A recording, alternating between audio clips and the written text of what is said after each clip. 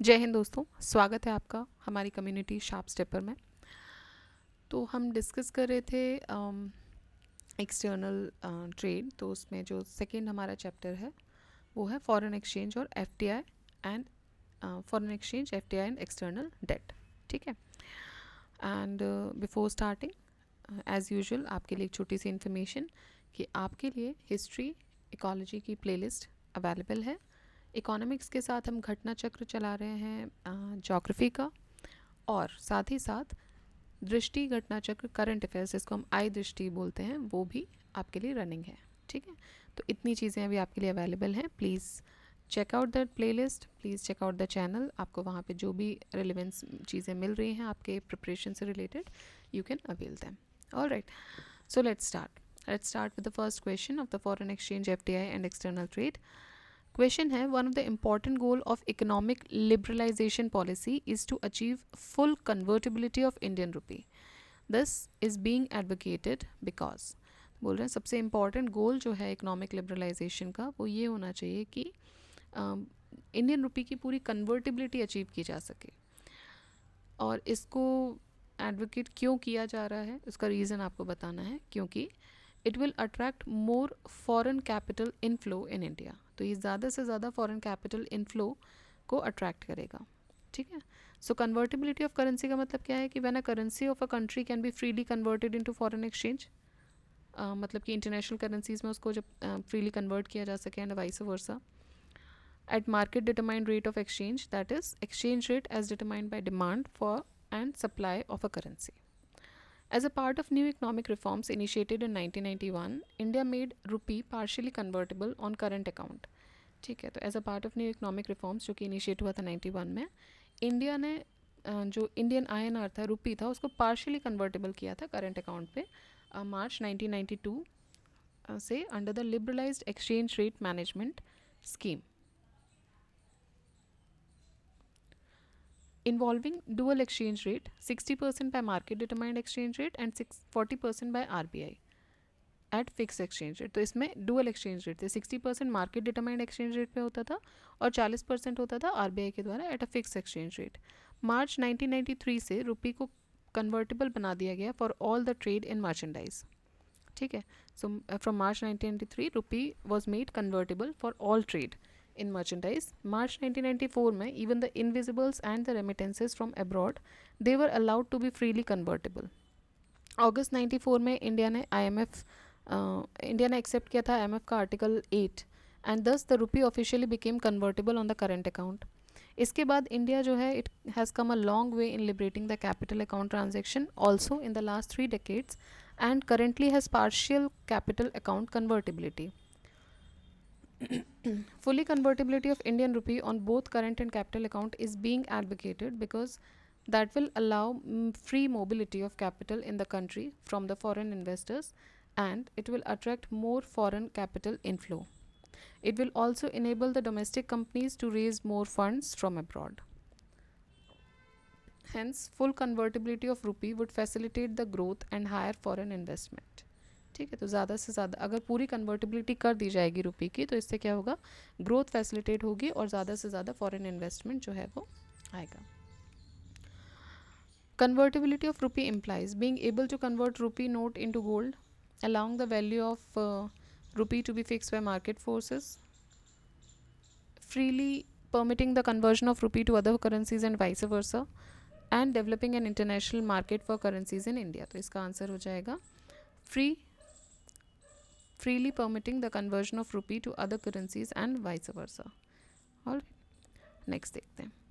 Convertibility of rupee as it exist at present means, तो इसका मतलब है रुपी जो है वो फॉरेन करेंसी में कन्वर्ट किया जा सकता है for all current transactions only.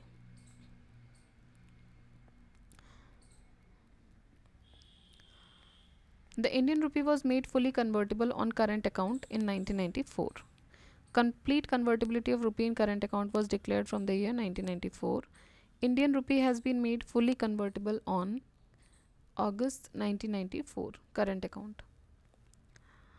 The Indian rupee was made convertible into which of the following accounts since March 1994 current account पे? Consider the following statement. Full convertibility of the rupee may mean. Full convertibility का मतलब क्या होगा? It's free float with other international currencies. Its direct exchange with any other international currency at any prescribed place inside and outside the country. It acts just like any other international currency. ठीक. तो देखिए, free float करेगा ये भी सही है. Direct, it's direct exchange with any other international currency at prescribed rate inside and outside the country, ये भी सही है. It will act like any other international currency, ये सही नहीं. इंटरनेशनल करेंसी की तरह काम नहीं करेगा, कन्वर्टिबिलिटी देगा. किसी और करेंसी के बदले में उसको कन्वर्ट कर किया जा सकता है, but it will not act on that preference. So full convertibility of rupee का मतलब क्या है? It may mean it's free float with other international currencies as well as it's direct exchange with any other international currency at any prescribed place inside and outside the country. जबकि international currency जो है, it has to be essentially a freely convertible currency with the ability to attract significant volumes of international trade. But according to कैनन 2009, an international currency is one that is used and held beyond the borders of issuing country. तो cannon के हिसाब से international currency क्या होती है? It is that currency which is used and held beyond the borders of issuing country, not merely for transactions with the country's residents but also and importantly for transaction between the non-residents. तो non-residents के साथ भी. In other words, international currency क्या होती है? It is one that is used instead of national currency of the parties directly involved in an international transaction, whether the transaction in the question involves a purchase of goods, services or financial assets. So full convertibility of rupee, it does not necessarily mean that it will act like any other international currency. ये ज़रूरी नहीं है. Consider the following statement. The Indian rupee is fully convertible in respect of current account of balance of payment, in respect of capital account of balance of payment. तो ये current account of balance payment पे ही fully convertible है. और third था into gold. तो इन दोनों में नहीं है. fully convertible किस में होगी? current account of balance of payment.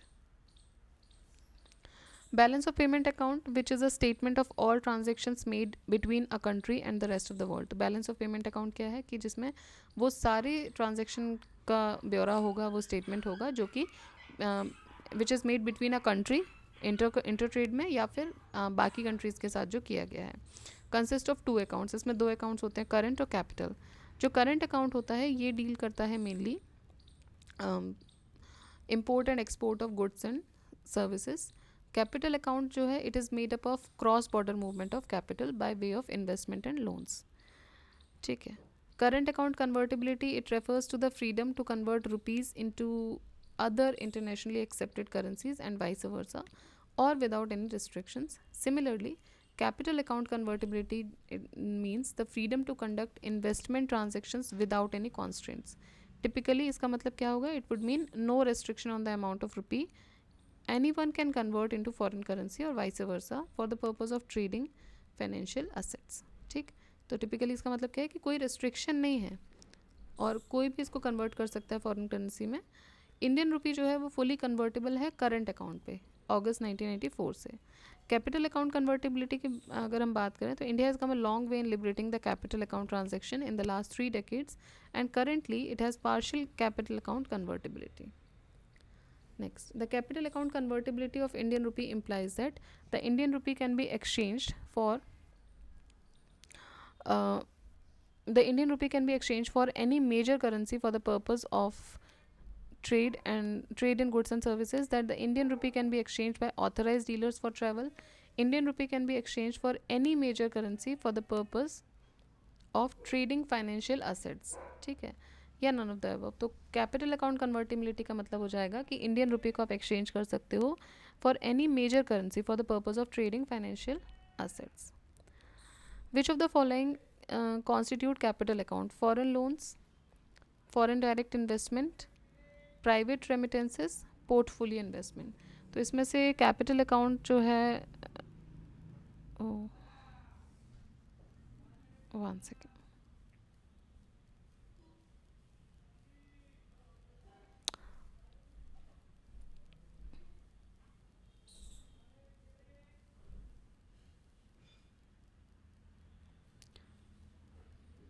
Just a second. हाँ, ओके.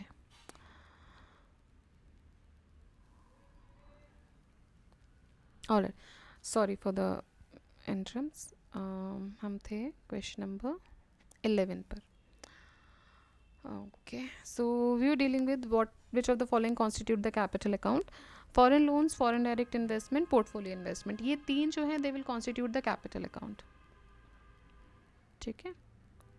प्राइवेट रेमिटेंसेज में नहीं होगा in terms of balance of payment of foreign loans. Foreign direct investment and portfolio investment etcetera constitute the capital account. जबकि जो private remittances होते हैं ये current account का पार्ट होते हैं. करंट अकाउंट क्या रिप्रेजेंट करता है? It represent a countries net income over a period of time.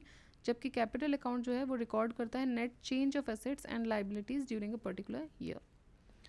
Tarapur committee was associated with which of the following. So Tarapur committee किसके साथ एसोसिएटेड है? So it is associated with Fuller capital account convertibility.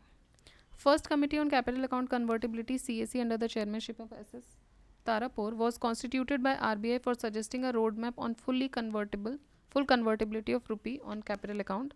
The committee submitted its report in May 1997. Reserve bank of India ने 20 मार्च 2006 को एक और committee constitute की 6 member committee on the fuller capital account convertibility of rupee under the chairmanship of S Tarapore. The committee submitted its report on July 31st 2006 and it was made public by RBI on 1 September 2006. अब देखिए ये सब तो ठीक है. इस report में क्या सजेशन दिए गए थे वो देख लेते हैं. They suggested 3 phases of adopting the full convertibility of rupee on capital account. पहला फेज था the committee suggested 3 phases of adopting the full convertibility of rupee on capital account. साथ ही साथ it also laid down the preconditions: 3% fiscal deficit, 3% current account deficit and 1% NPA. Alright, तो ये इन्होंने कुछ pre conditions भी रखी थी अगर फुल कन्वर्टिबिलिटी करनी है तो.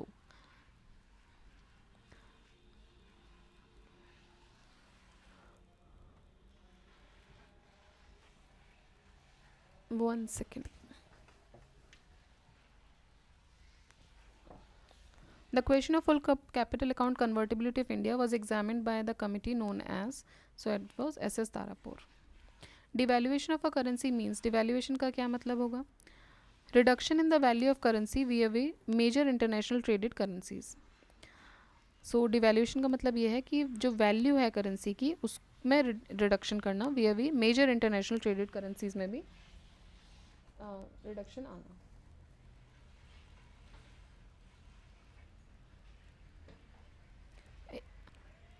प्लीज़ एक सेकेंड आप प्लीज़ रुकिएगा because there is some kind of noise. I should cancel it out.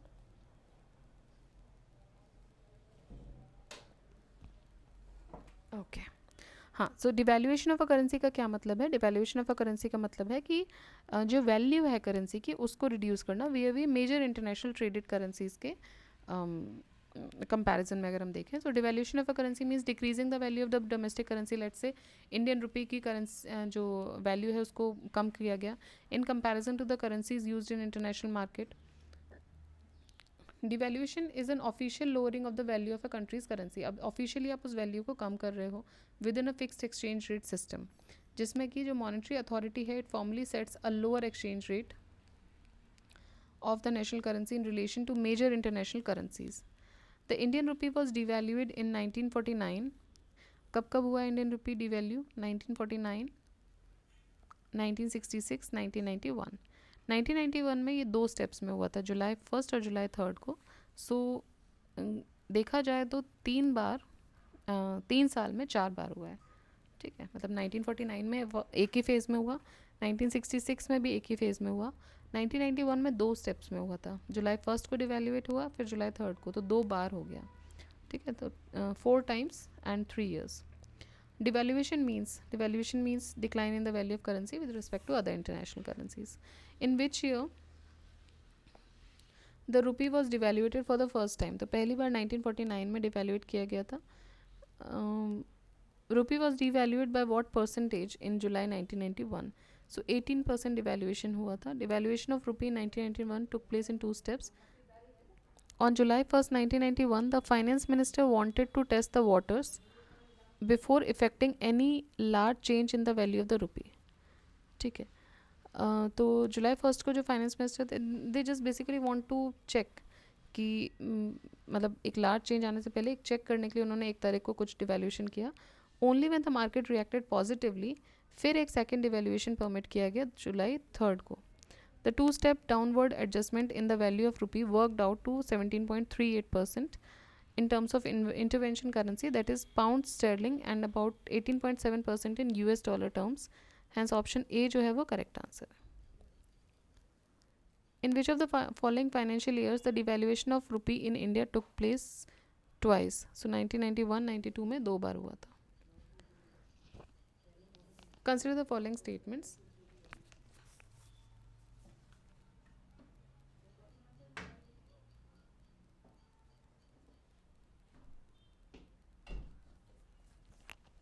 The effect of devaluation of a currency is that it necessarily improves the competitiveness of the domestic export in the foreign market, increases the foreign value of domestic currency, improves the trade balance. तो devaluation का effect क्या होता है कि necessarily ये क्या करेगा. अब नेसेसरीली की बात आ गई है तो फिर ये कॉम्पिटिटिवनेस जो है डोमेस्टिक एक्सपोर्ट्स का फॉरेन मार्केट्स में उनको तो नेसेसरीली इम्प्रूव करेगा. ठीक है. Increases the foreign value of domestic currency necessarily ज़रूरी नहीं है. द क्वेश्चन में आप कीवर्ड्स पे ध्यान दीजिएगा. थर्ड है इम्प्रूव्स द ट्रेड बैलेंस, वो भी ज़रूरी नहीं है. ठीक है. So devaluation of a currency means reduction in the value of currency we have international traded currencies. की इफेक्ट क्या होगा कि वो जो डोमेस्टिक करेंसी है उसको चीपर बनाएगा रिलेटिव टू अदर करेंसीज. तो 2 इम्प्लीकेशन होंगे इसके. पहला क्या होगा कि devaluation will make the countries exports relatively less expensive. ठीक है. तो एक्सपोर्ट्स को लेस एक्सपेंसिव बनाएगा और साथ ही साथ जो कॉम्पिटिटिवनेस है डोमेस्टिक एक्सपोर्ट्स की फॉरेन मार्केट्स में उसको इम्प्रूव करेगा. सेकंड क्या करेगा कि डिवैल्यूएशन जो है it will make the foreign products relatively more expensive for domestic consumers. So domestic consumers के लिए उसको ज़्यादा एक्सपेंसिव बना देगा, दस डिस्करेजिंग द इम्पोर्ट्स. ठीक है. तो डिवैल्यूएशन जो फॉरेन प्रोडक्ट्स को रिलेटिवली ज़्यादा एक्सपेंसिव बनाएगा डोमेस्टिक कंज्यूमर्स के लिए, क्योंकि अब अपनी करेंसी की वैल्यू तो गिर गई तो ज़्यादा देना पड़ेगा पैसा. तो इम्पोर्ट्स डिस्करेज हो जाएंगे, एक्सपोर्ट्स जो है वो एनकरेज हो जाएंगे, इम्पोर्ट्स डिस्करेज हो जाएंगे. This may help to increase the countries export and decrease the imports.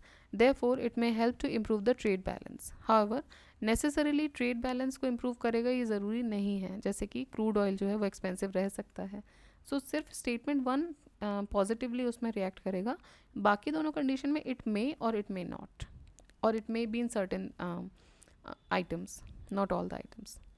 Consider the following statement and select the correct answer from the code given below. Assertion: devaluation of a currency may promote export.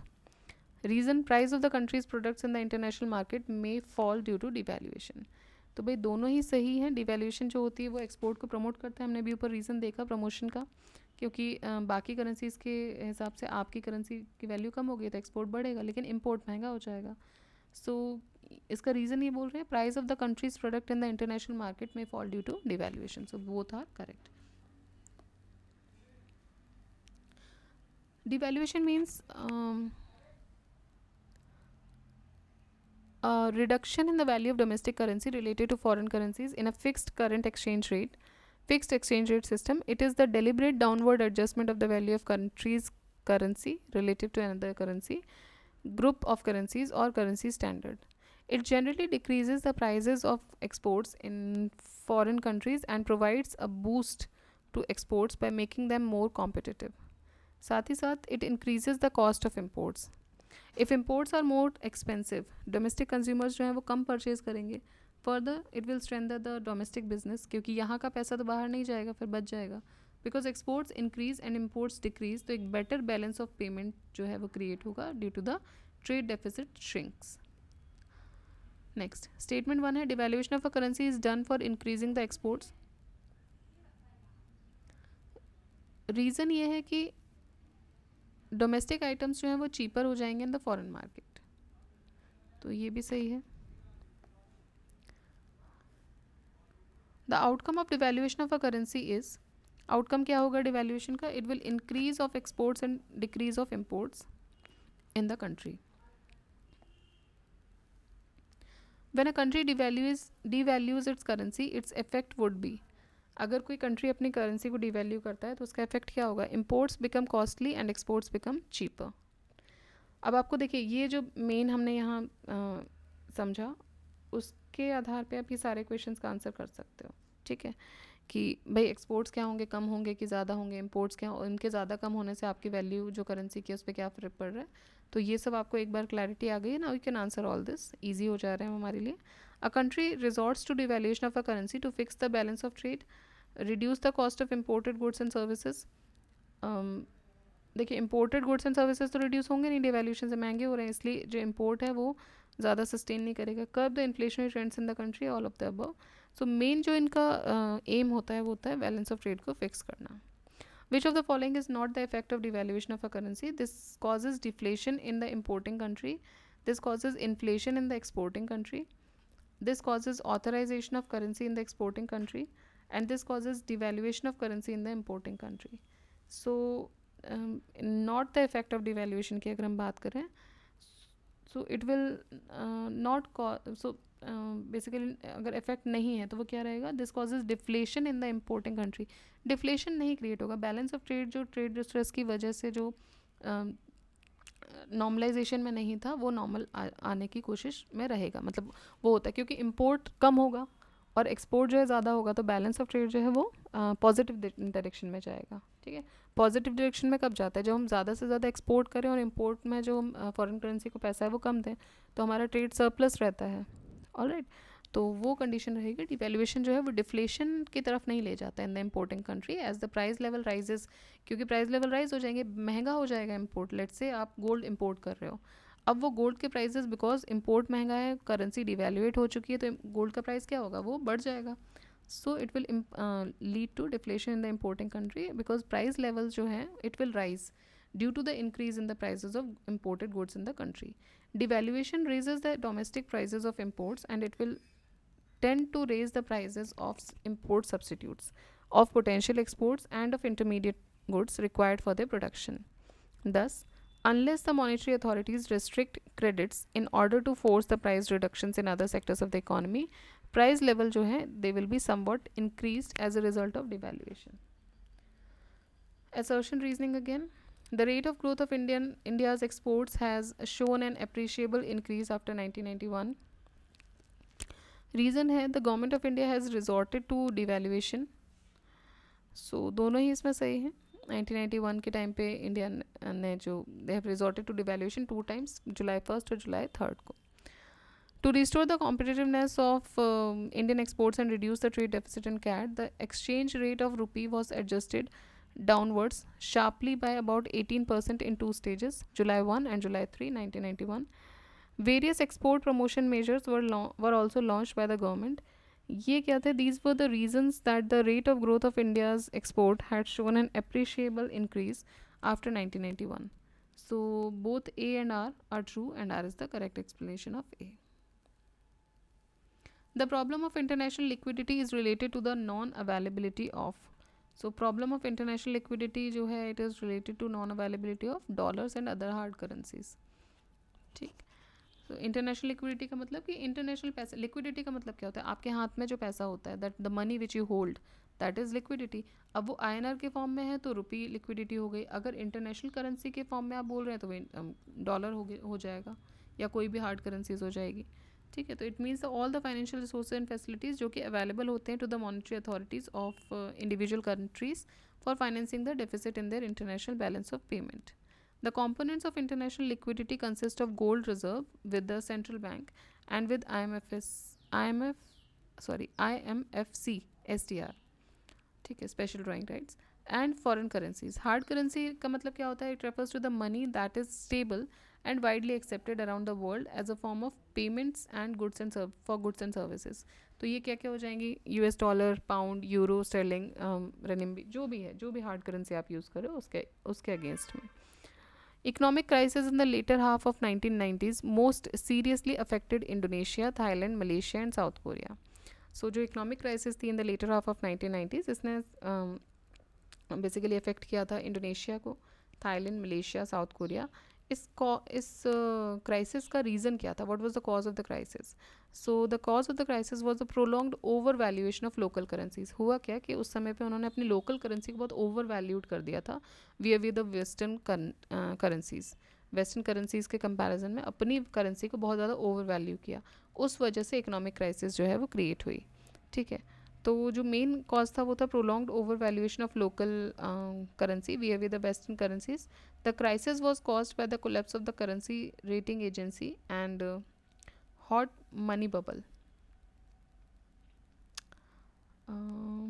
नहीं कहीं तो छूट गया। The main cause of crisis was prolonged over valuation of local currency v the western currencies. Crisis was caused by the collapse of the currency exchange rate. तो crisis क्यों हुआ? क्योंकि जो करेंसी एक्सचेंज रेट था वही collapse कर गया। And hot money bubble, it started in Thailand in July 1997 after the Thai baht plunged in value and then swept over East and Southeast Asia. As a result, financial crisis, currency values, stock markets, and other asset values in many Southeast Asian countries collapsed. ठीक है. What has been the impact of the heavy devaluation of currencies in Southeast Asian countries in the recent months of Indian export?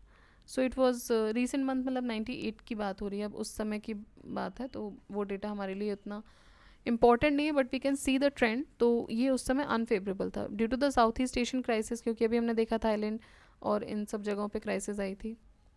देखिए Thailand, Malaysia, South Korea, Indonesia. So क्या हुआ कि due to the South East Asian crisis in year 97-98 the currency value of these countries had declined.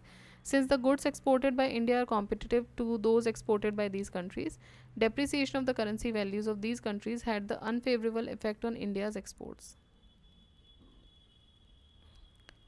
If another global financial crisis happens in the near future, which of the following actions or policies are most likely to give some immunity to India?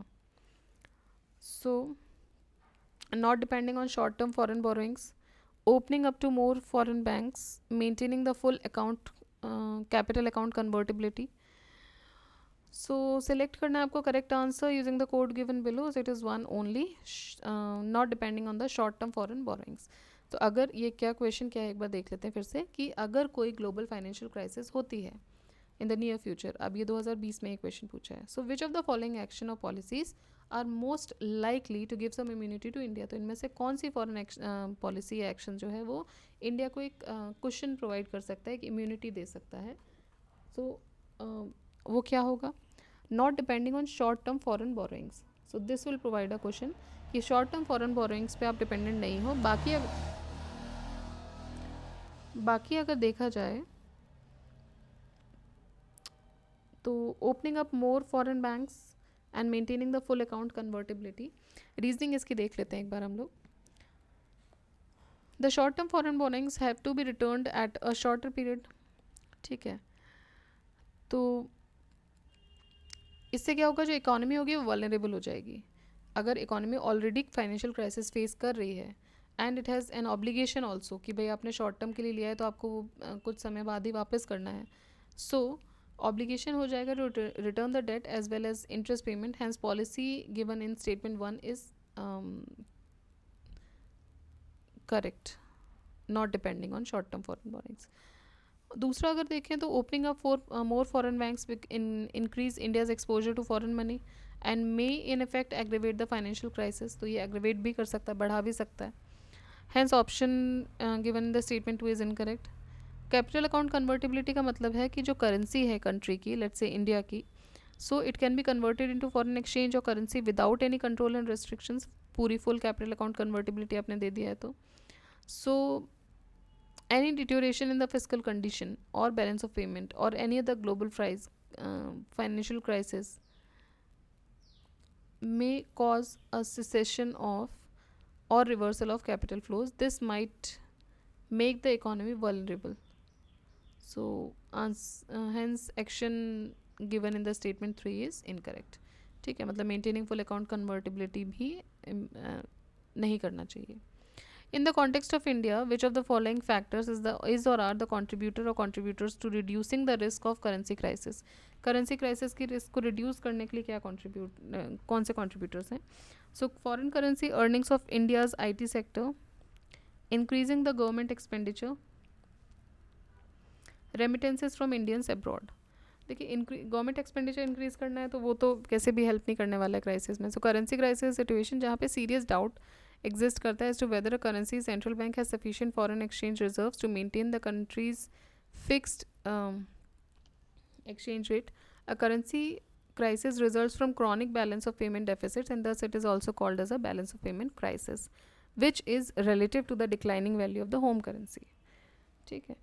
So currency crisis में क्या होता है, ये वो situation होती है कि जहाँ पे एक्चुअली ये भी क्लैरिटी नहीं है कि आरबीआई के पास क्या सफिशिएंट फॉरेन एक्सचेंज रिजर्व है.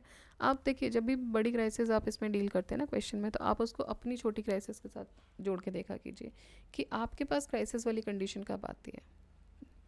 when are you in crisis. Let's say कि आपके पास बहुत ही थोड़ा अमाउंट बचा है कि नेक्स्ट मंथ का सिर्फ आप किराया दे सकते हो अगर आप बाहर रह रहे हैं. मैं एज अ स्टूडेंट आपकी बात करी, नॉट एज अ होम, कि आप किराया दे पाएँ और आपका खाना पीना भी जैसे तैसे हो पाएगा. ठीक है.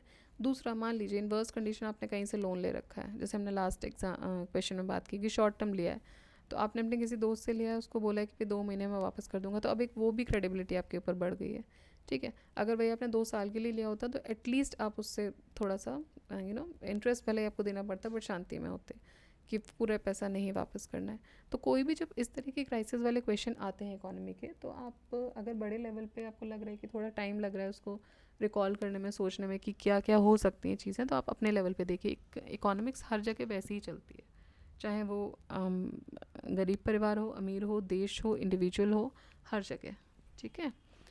तो उस तरह आप इसको दिया कीजिए. अब रेमिटेंसेज फ्रॉम इंडियंस अब्रॉड, मतलब रेमिटेंसेज मान के चलिए कि भाई आपको कहीं से पैसा मिल जाए तो वो आपको रेमिटेंस हो गया, तो आप उस तरीके से उसको कनेक्ट कर लिए. मतलब इकोनॉमिक्स को बेसिकली इंडिविजुअल लेवल पे लेके देखेंगे तो शायद थोड़ा सा जल्दी हम आंसर कर पाएंगे. ठीक है. तो एक्सप्लेनेशन देख लेते हैं इसका कि ये करेंसी क्राइसिस क्या होती है. ये सिचुएशन होती है जहाँ पे सीरियस डाउट है कि भाई आरबीआई फिक्स कर पाएगी कि नहीं. साथ ही साथ जो करेंसी क्राइसिस है, it results from the chronic balance of payment deficit, and इसको इसीलिए it is also called a balance of payment crisis which is related to declining value of the home currency. तो इसी time पे हम बोला जाता है कि बैलेंस ऑफ पेमेंट क्राइसिस आ गई है. ठीक है. ये वही कंडीशन होती है. The foreign currency earnings of India's IT sector and remittances from Indians abroad together can reduce the risk of a currency crisis in India by greater inflow of foreign currency, while increase in the government expenditure may increase the supply of rupee currency and increase the imports, which can adversely affect the currency crisis. Therefore, option B जो है वो right answer है. Which of the following is not the most likely measure of RBI government to takes to stop the slide of Indian rupee? So,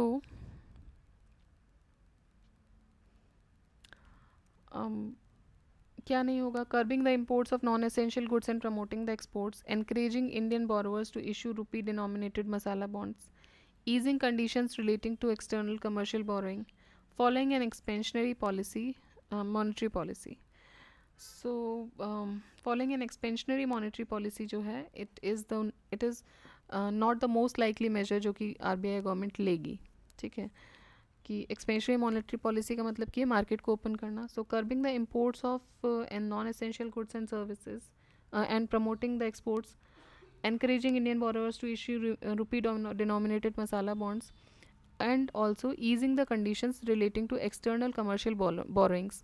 तो इन सब से क्या होगा, it will lead to increase in inflow of dollars. तो इससे क्या होगा कि डॉलर्स का इनफ्लो होगा और ये जो डेफिसिट हो रहा है फॉरेक्स का, फॉरेन एक्सचेंज का इंडिया में, उसको वो ब्रिज करेगा, उसको आपको फिल करेगा, and it will prevent the slide of Indian rupee. On the other hand expansionary monetary policy को फॉलो करने का मतलब है कि मनी सप्लाई जो है, it will increase the supply of rupee currency without corresponding the increase in the supply of dollars. तो foreign exchange तो नहीं आ रहा, रुपी की करेंसी को आपने बढ़ा दिया एक्सपेंशन करके. So it will also lead to lower the interest rate and thus flight of the foreign capital from India. So dollar जो है it will strengthen and Indian rupee will weaken further. तो इसके साथ ही dollar और ज़्यादा strengthen हो जाएगा और इंडियन रुपी और ज़्यादा फॉल कर जाएगा. Also, an expansionary monetary policy may fuel inflation and higher imports through higher government spending and further cause slide of the rupee. ठीक है. तो और ज़्यादा गिर जाएगा. All right. फिर है which of the following measures is not likely to aid in improving India's balance of payment position. So ये है आपका promotion of import substitution policy, devaluation of rupee, imposition of higher tariffs on imports, levying of higher duties on exports. तो ये बोल रहे हैं कि which of the following measures is not. देखिए जब नॉट लाइकली आता है मुझे पर्सनली ना थोड़ा सा टाइम लगता है इसको टू विजुअलाइज कि क्या पूछ रहे हैं, because this is my problem since the very beginning कि जैसे ही नॉट लाइकली आ जाता है तो मैं ये नहीं समझ पाती हूँ नेगेटिव पूछ रहा है कि positive. It takes some time for me. तो जिसके साथ भी ऐसा हो रहा है तो अब आप क्या करो, इस तरह के वर्ड्स को ना अंडरलाइन कर लो पहले. तो जैसे ही आप अंडरलाइन करोगे तो बार बार आपकी नज़र उधर जाएगी, तब आप ऑप्शंस को पढ़िएगा. ठीक. So which of the following measures is not likely to aid in improving India's balance of payment position. इनमें से कौन इंडिया की बैलेंस ऑफ पेमेंट पोजीशन को हेल्प करने में मदद नहीं कर सकता है. ठीक. तो मतलब पॉजिटिव को आपको एलिमिनेट कर देना है यहाँ से. So promotion of import substitution policy ये करेगा. डिवैल्यूएशन ऑफ रुपी ये भी करेगा. Imposition of higher tariffs on imports, imports पे ज़्यादा टैरिफ लगाने से क्या होगा, डोमेस्टिक मार्केट में मतलब जो इम्पोर्ट्स है वो कम उसकी खपत होगी, तो ये भी करेगा. Levying on of higher duties on exports, ज़्यादा ड्यूटीज़ लगा दोगे एक्सपोर्ट्स पे तो एक्सपोर्ट कम होगा, एक्सपोर्ट कम होगा तो फॉरेक्स कम आएगा, तो ये तो नहीं होगा. ठीक. So promotion of import substitution, devaluation of rupee and imposition of higher tariffs on imports ये हेल्पफुल रहेंगे इंडिया की बैलेंस ऑफ पेमेंट को इम्प्रूव करने के लिए. जबकि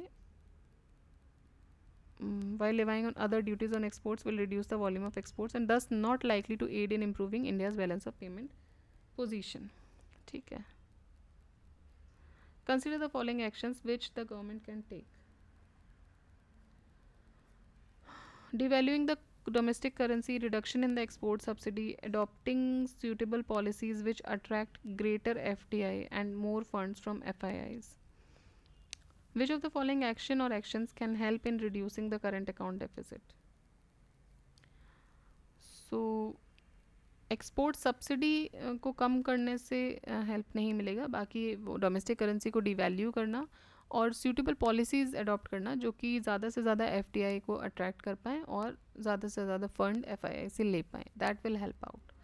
सो करंट अकाउंट डेफिसिट क्या होता है, it is the excess of total import of goods services and transfer payments over the total exports of good service and, मतलब डेफिसिट हो रहा है. डेफिसिट कब होगा, जब इम्पोर्ट तो ज़्यादा कर रहे हैं, अपना पैसा तो हम बाहर ज़्यादा दे दे रहे हैं और फॉरेन एक्सचेंज हमारे पास नहीं आ पा रहा है. एक्सपोर्ट कर रहे हैं तो हमारे पास फॉरेन मतलब एक्सचेंज के फॉर्म में नहीं आ रहा है, तो that is known as current account deficit. Devaluation अगर हम करेंगे डोमेस्टिक करेंसी की तो क्या होगा, एक्सपोर्ट इंक्रीज़ होगा और इम्पोर्ट डिक्रीज़ होगा. हम ऑलरेडी डिस्कस किया हुआ है हमने पहले. अगर फिर भी डाउट लग रहा है तो आप उस क्वेश्चन पे जाइए, दोबारा एक बार उसका एक्सप्लेनेशन देख लीजिए. ठीक है.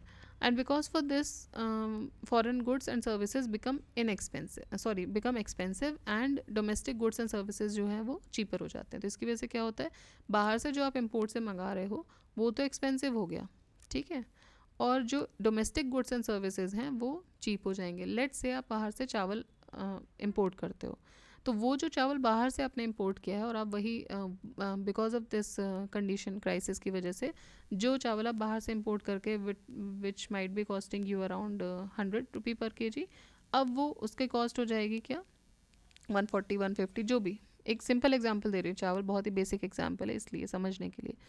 तो इससे क्या होगा कि हम इसको इंपोर्ट करना कम करेंगे. इंपोर्ट करना कम करेंगे तो क्या होगा, जो हमारे डोमेस्टिक फार्मर्स हैं, जो भी यहाँ पे जो चावल ग्रो हो रहा है उसमें कंपटीशन बढ़ेगा. ठीक है. So that will improve. Alright. तो कहाँ थे हम, हाँ. सो it will help in reducing the current account deficit. Second, reduction in the export subsidy will reduce the exports. अब एक्सपोर्ट सब्सिडी में अगर आप कमी कर दोगे तो फिर क्या होगा, एक्सपोर्ट कम हो जाएगा, तो ये ज़रूरी नहीं है. थर्ड एक्शन क्या है, that is adopting suitable policies which target greater FDI and more funds from FIIs. Although it is a component of capital account, still ये हेल्प करेगा करंट अकाउंट को रिड्यूस करने में in long term. Hence D option is correct answer. ठीक. Next. In the last 1 decade, which among the following sectors has attracted the highest FDI investment inflows into India? तो पिछले 1 decade में कौन से sector ने सबसे ज़्यादा इनफ्लो देखा है? केमिकल अदर देन फर्टिलाइजर्स के अलावा जो केमिकल्स हैं, services sector, food processing, telecommunication. तो सर्विसेज सेक्टर में क्या है, as per the question period, ये 2006 का क्वेश्चन है. D is the correct D was the correct answer. Question period के हिसाब से टेलीकम्युनिकेशन करेक्ट था, वाइल प्रेजेंट कॉन्टेक्स्ट में सर्विस सेक्टर जो है इसने सबसे ज़्यादा एफडीआई अट्रैक्ट किया है.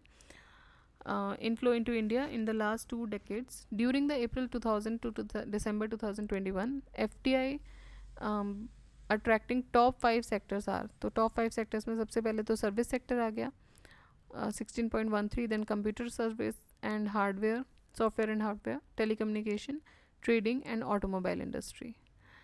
Total FDI flow जो है इंडिया में, it is total FDI flow into India is estimated at $81973 million, and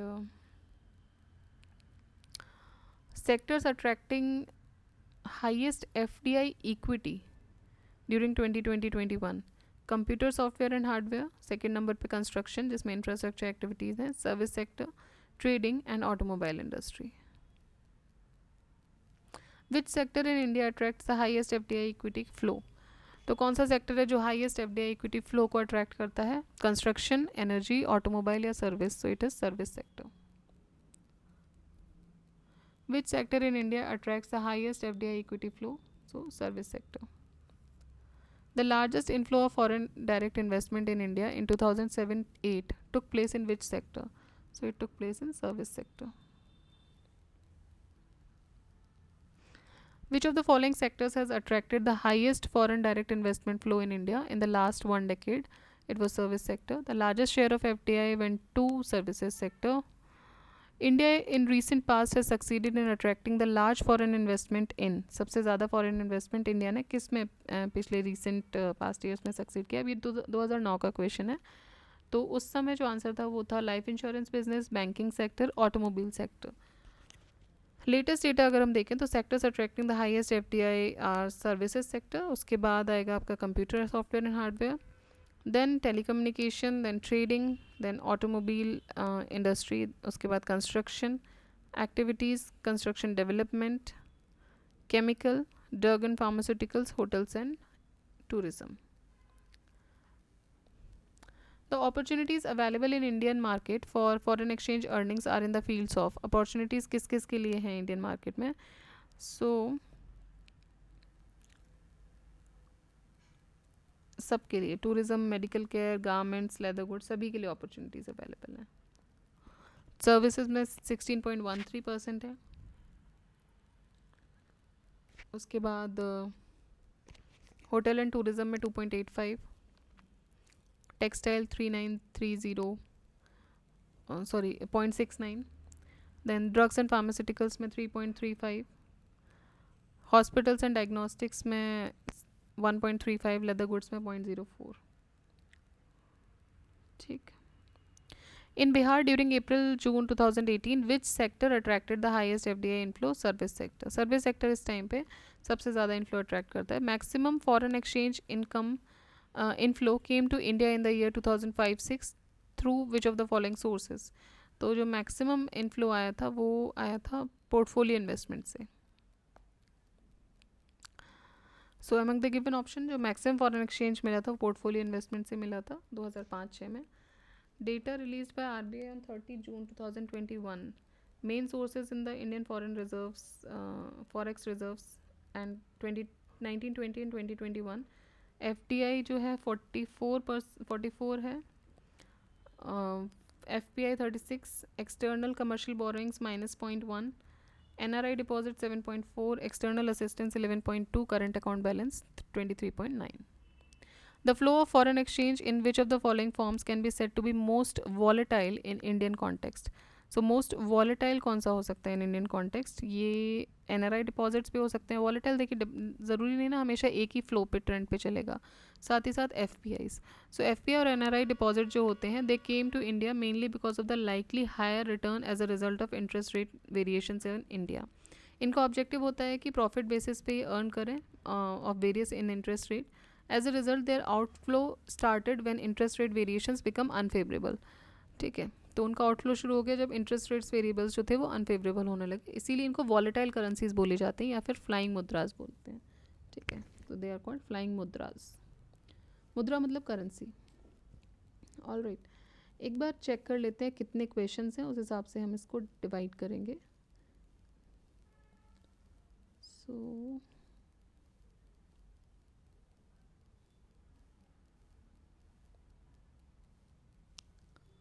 alright, इसमें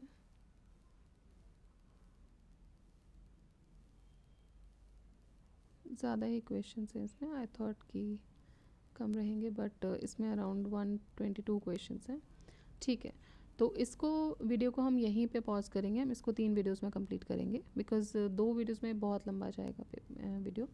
सो 45 क्वेश्चंस पे मैं इसको कर रही हूँ, and then we will be dealing with the rest questions in the upcoming videos. ठीक है, तो आप जितना भी है देखिए, इसमें बेसिक जो आपको समझने की ज़रूरत है इस पूरे चैप्टर में, वो आपको ये समझना है कि कौन सी ऐसे इन्वेस्टमेंट हैं, कौन सा ऐसा पॉलिसीज़ हैं, तरीके हैं जिससे कि एक्सपोर्ट और इंपोर्ट में क्या क्या चेंजेस आते हैं, वो आपको ध्यान देना है. ऑलराइट, तो ध्यान से देखिएगा इनको.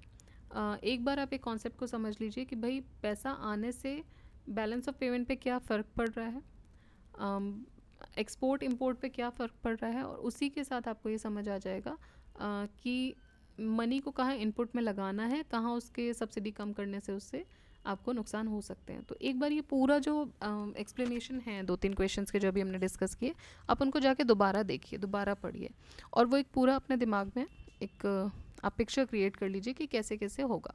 और जैसे मैंने आपको बोला कि अपने माइक्रो लेवल पे आप करके देखिएगा. हम लोग तो माइक्रो लेवल हैं किसी भी इकोनॉमी सिस्टम का. An individual is an micro level.